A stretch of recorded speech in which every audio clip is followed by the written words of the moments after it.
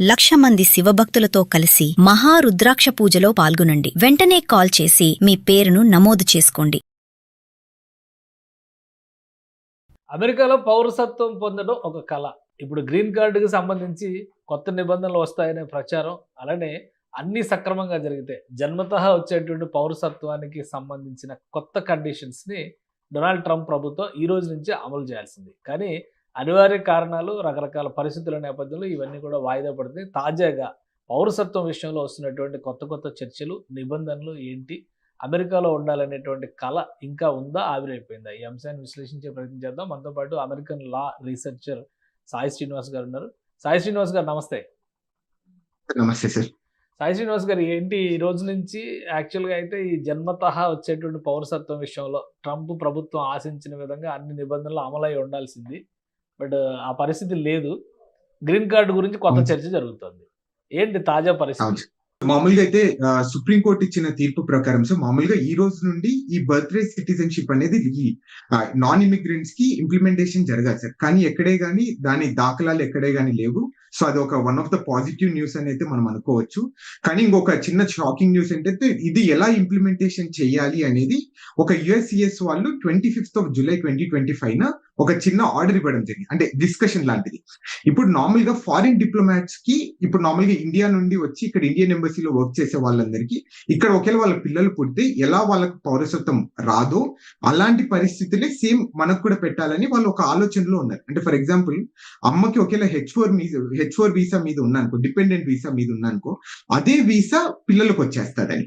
So అలాంటి ఒక చిన్న డిస్కషన్ జరుగుతుంది. బట్ ఎక్కడే కానీ ఇంప్లిమెంటేషన్ జరగడం లేదు. కాబట్టి యాజ్ ఆఫ్ నో మనకు ఒక భారతీయులకు మాత్రం అంటే ప్రపంచ దేశాలకు మాత్రం ఒక మంచి పాజిటివ్ న్యూస్ సార్. రైట్.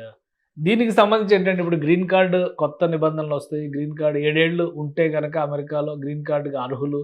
ఇప్పుడేమో వెయిటింగ్ లిస్ట్ అంటున్నారు. మళ్ళీ కొత్తగా ఇదొక చర్చ నడుస్తుంది.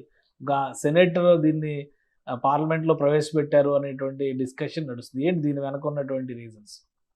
యూజువల్ గా అలెక్స్ పాడిలో అని యుఎస్ సెనేటర్ సార్, తను ఈ HR 1511 అనేది renewing immigration provisions of immigration act 1929 అనేది ఒక చిన్న యాక్ట్ తీసుకొని రావడం జరిగింది. అంటే దీన్ని అవుట్డేటెడ్ 1929లో ఉన్న చట్టాన్ని మనం ఈ రోజు కూడా పాటిస్తున్నాము. దీనివల్ల ఎంతో మంది సో ముఖ్యంగా ప్రపంచ దేశాలు వచ్చిన వాళ్ళందరూ ఈ గ్రీన్ కార్డ్ రాకోకుండా ఆగిపోతున్నారు. వాళ్ళందరినీ కొంచెం సడలించాలి, వాళ్ళందరికీ గ్రీన్ కార్డ్ వచ్చేలా చేయాలి అనేది ఈ ఒక చట్టాన్ని తీసుకొని రావడం జరుగుతుంది సార్.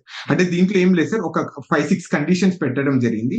దాంట్లో మెయిన్ కండిషన్ ఏంటంటే ఇక్కడ లీగల్ గా వచ్చేసి 7 సంవత్సరాలు మీరు ఇక్కడ లీగల్ గా ఉండి ఏ క్రిమినల్ యాక్టివిటీ లేకపోయినా ఈ మంచి గుడ్ మోరల్ కండక్ట్ ఉంటే ఇవన్నీ జరిగితే మీకు తప్పకుండా 7 ఏళ్ల లోపు గ్రీన్ కార్డ్ తీసుకొని రావాలి. ఎందుకంటే మీరు ఇక్కడ కర్మభూమిగా అనుకుంటున్నారు కాబట్టి ఇక్కడే ట్యాక్స్ పే చేస్తున్నారు, ఇక్కడ ఒక సెకండ్ హౌస్ అనుకుంటున్నారు కాబట్టి మీకు తప్పకుండా గ్రీన్ కార్డ్ అనేది ఇచ్చి మీకు స్వేచ్ఛగా తిరిగేలా చేయాలి అనేది అతని ఇంటెన్షన్ సార్. కానీ ఇది పాస్ అవుతుందా లేదా అనేది సెకండ్, అట్లీస్ట్ ఒక మంచి పాజిటివ్ డిస్కషన్ అయితే నడుస్తుందని మనం అయితే హ్యాపీగా ఫీల్ కావాలి సార్. కానీ అంటే ఇది ట్రంప్ ప్రభుత్వం ఇప్పటివరకు అనుసరిస్తున్న పాలసీలకు భిన్నంగా ఉంది ఈ వాదన. ఎలా అసలు పార్లమెంట్లో, సెనేట్లో ఆ బలాలు ఎలా ఉండొచ్చు? ఆయన పెట్టినటువంటి బిల్లుని సీరియస్ గా తీసుకునే అవకాశం ఉందా లేదా? అంటే so let me tell you ఇంకొక సీక్రెట్ విషయం ఏంటంటే సార్, ఇది ఆల్రెడీ సెప్టెంబర్ 2022 ఆల్రెడీ ఈ బిల్ అనేది ఇంట్రడ్యూస్ చేయడం జరిగింది. సో ఆ రోజు పాస్ అయిందో లేదో కానీ మళ్ళా సో ఈ రోజు ఒక చిన్న ఆర్గ్యుమెంట్ తీసుకొని రావడం జరుగుతుంది. అంటే ఎందుకంటే ఇది ఒక మీకు తెలిసిందేదే కదా సార్, అంటే బిల్ పెట్టినంత మాత్రాన పాస్ అవుతుందా లేదా అనేది.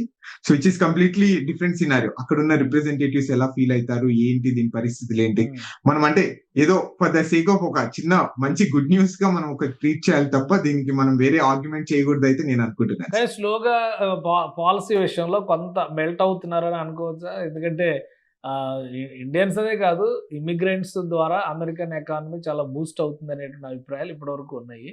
సో అదే తరహాలో మరొకసారి ఫస్ట్ అధికారంలోకి వచ్చి బాధ్యతలు తీసుకున్న మొదటి 6 నెలలు గట్టిగా పట్టు బిగించారు. ఇప్పుడు కొంత సడలిస్తున్నారు, మెత్తపడుతున్నారని అనుకోవచ్చా? అది కూడా మనం అనుకోవచ్చు సార్. ఎందుకంటే వన్ ఆఫ్ ద రీజన్ ఏంటంటే ఈ F1 వీసాస్ కూడా మీరు చూసుకుంటే సుమారు 70% మంది స్టూడెంట్స్ వచ్చే వాళ్ళు చాలా తగ్గిపోవడం జరిగింది. అంటే వీళ్ళందరూ మనమంతా ఈ యూనివర్సిటీస్ కి మెయిన్ గా మనము అంటే సో మిల్కింగ్ కౌ లాంటి సార్, అంటే మనం డబ్బులు తెచ్చే వాళ్ళం ఇప్పుడు. అంటే సుమారు కొన్ని వందల కోట్ల డబ్బులు మనం ఈ యూనివర్సిటీస్ కి ఇస్తున్నారు. అది తగ్గిపోవడం కూడా వన్ ఆఫ్ ద రీజన్. అట్లనే ఈ H1B వీసా హోల్డర్స్ కానీ వీళ్ళందరూ కొంచెం ఎందుకో భయాందోళనకు చెందుతున్నారు సార్. అంటే మనం ఇక్కడికి వచ్చి సెటిల్ కావచ్చా లేదా, మన పరిస్థితి ఏంటి.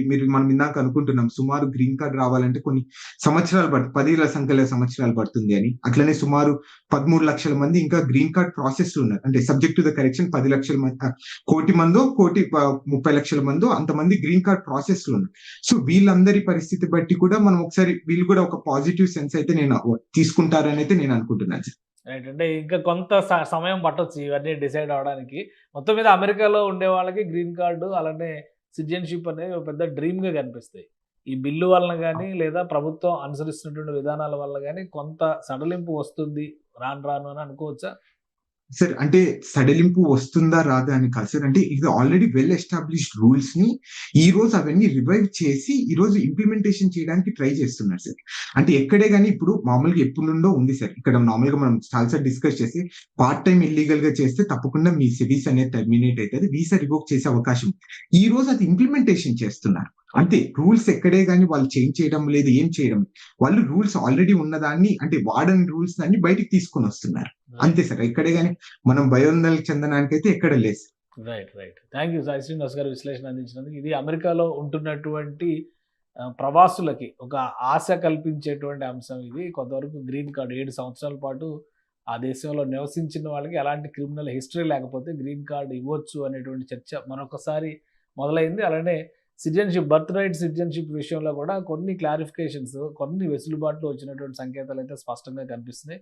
సో రాబోయే రోజుల్లో అమెరికా డ్రీమ్ అనేది మరొకసారి ఫ్లరిష్ అవుతుందా అని అనిపిస్తుంది. దీన్ని బట్టి చూస్తే అది సాయి శ్రీనివాస్ గారు చేసినటువంటి విశ్లేషణ బట్టి మనం అర్థం చేసుకోవచ్చు. ఇది స్పెషల్ డిస్కషన్. Keep watching.